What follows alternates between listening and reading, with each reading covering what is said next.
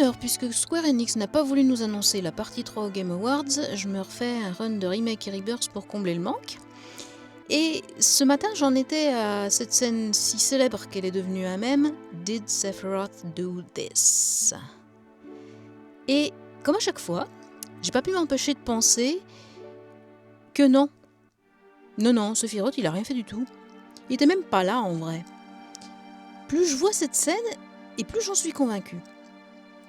Si on analyse la situation, on est en train de traverser le marais et on aperçoit au loin un homme en noir. Cloud est le seul à voir Sephiroth. Donc a priori, Sephiroth n'est pas là. En tout cas, pas au sens où il était bien visible de tous, comme à la fin du remake par exemple. Bon, ensuite on combat le Midgardsormr et il emporte Cloud au fond de l'eau. Cloud est en train de se noyer et là, il voit apparaître Sephiroth dans la lumière.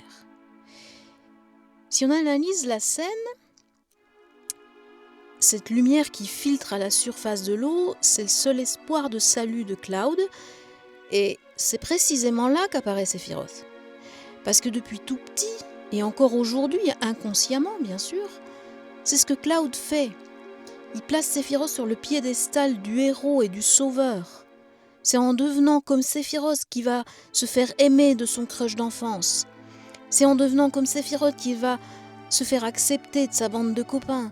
C'est en devenant comme Sephiroth qu'il va se faire respecter des gens du village. Et s'il avait été comme Sephiroth, il aurait pu sauver Tifa ou mon Nibel. Bref, dans l'inconscient de Cloud, être Sephiroth, ça résout tous les problèmes. Sephiroth, c'est sa lumière au bout du tunnel. À cet instant, Cloud est au bord de l'asphyxie, ce qui peut déjà être propice aux hallucinations, je pense, mais surtout, ça le place tellement près de la mort que ça lui permet de communiquer avec le livestream. C'est pas la première fois que Cloud frôle la mort et que Sephiroth lui apparaît.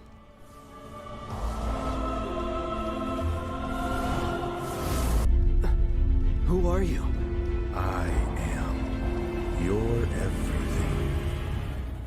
Encore une fois, on va ressortir la fameuse PNJ de Cosmo Canyon qui nous dit que le livestream, c'est aussi les rêves et les espoirs. Et donc là, on a Cloud qui rêve d'être comme Sephiroth et ce rêve se matérialise par ce Sephiroth. Et là, tu vas me dire, bah oui, mais une hallucination, ça a jamais tué personne.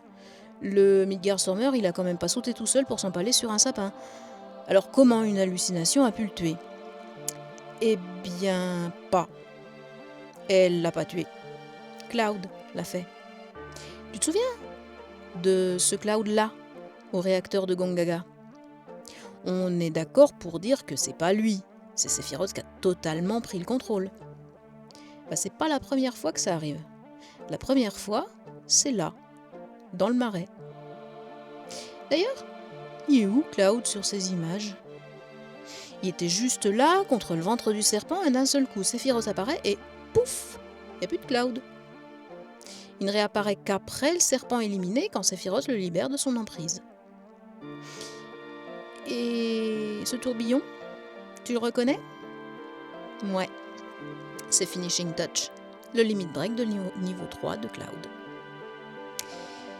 Et s'il fallait une preuve de plus, une fois sorti du marais, Cloud regarde ce qui reste du serpent et il demande « Sephiroth ?» et tout le monde fait non de la tête.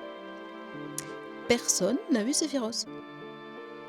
Et ce gros plan sur la bouche de Cloud quand il en parle, c'est un plan bien connu dans les animés et les jeux vidéo japonais, c'est celui qui nous dit que les paroles prononcées ne reflètent pas la vérité ou cachent quelque chose. Et tout ça, c'est une réécriture par rapport à l'original. Comme la scène du réacteur à Gongaga, c'est un ajout. Tout ça, c'était pas dans l'original. Alors, pourquoi faire ? Est-ce que ces scènes annoncent quelque chose pour la partie 3 ? Pour ma part, j'ai envie de dire oui. Parce que je vois pas pourquoi les devs auraient ajouté ces scènes pour rien, juste pour faire joli. Bon, même si on est d'accord, ajouter Sephiroth quelque part, ça fait toujours joli, mais c'est pas le sujet.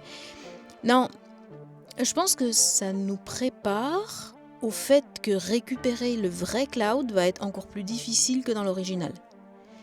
La scène du live stream pourrait ne pas être que narrative. Dans l'original, Tifa y rencontre le vrai Cloud qui se bat pour refaire surface dans la conscience de Cloud.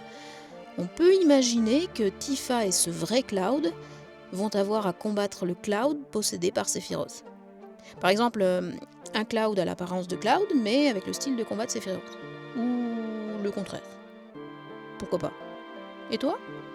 T'en penses quoi? Tu me le dis en commentaire?